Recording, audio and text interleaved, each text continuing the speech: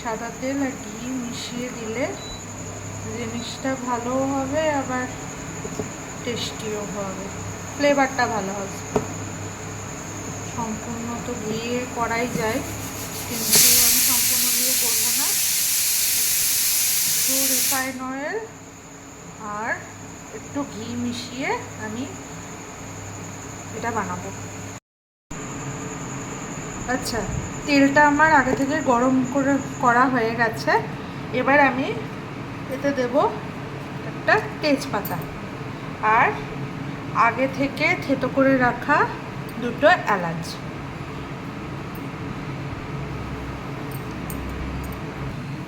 Next আমি great করে রাখা গাজরগুলো এই ঘিয়ের মধ্যে দিয়ে দিলাম। এরপর আমি এই গাজরগুলো নাড়ব।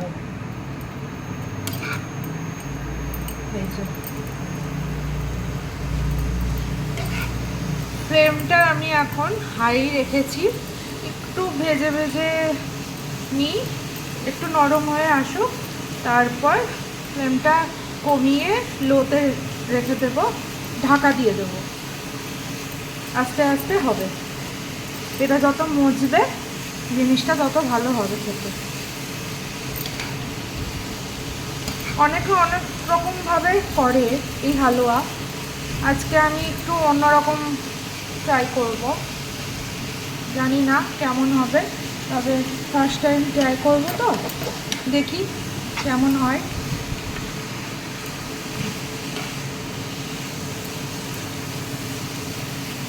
মাঝে মধ্যে কারোর মিষ্টি ক্রেভিং হলে এই ঘরে থাকা সামগ্রী দিয়েই করে ফেলা হয়, চটজলদি হয়েও যায়, আবার খেতেও সুস্বাদু হয়।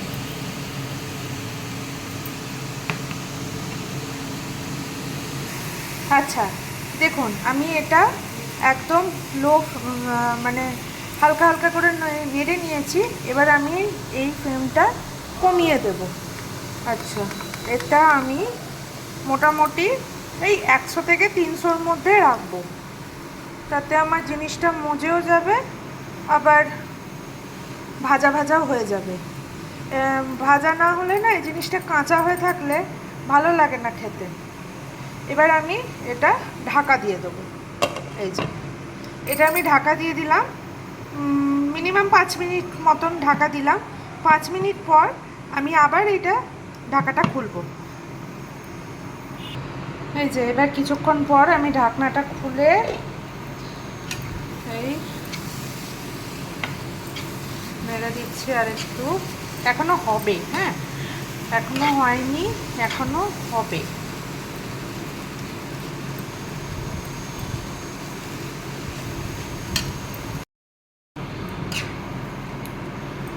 এই যে এরপর আমি দুধটা দিয়ে দিলাম।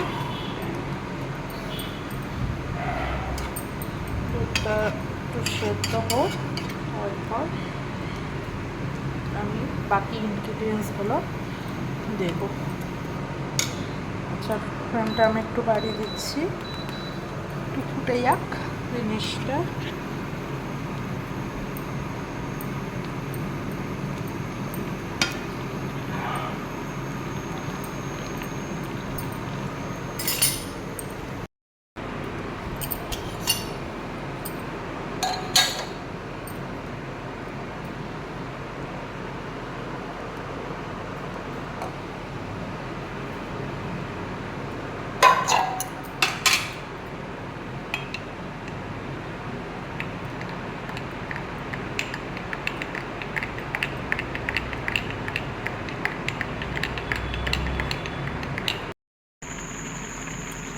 এই যে আমার গাজরের হালুয়া অলরেডি তৈরি, আমি সব দিয়ে দিয়েছি, কিশমিশ টিশমিশ সব দিয়ে দিয়েছি, আমার রেডি। ব্যাস, এবার আমি এটা বন্ধ করে দিলাম,